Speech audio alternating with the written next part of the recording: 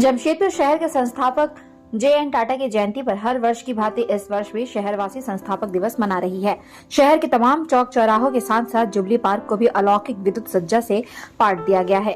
संस्थापक दिवस से पूर्व संध्या पर जुबली पार्क के विद्युत सज्जा का उद्घाटन किया गया। इस मौके पर टाटा स्टील के vice chairman Noel N Tata, Tata Steel के MD T V Narendran, BPCS Chanakya Chaudhary समेत कई अतिथियों ने बटन दबाकर विद्युत सज्जा का उद्घाटन किया।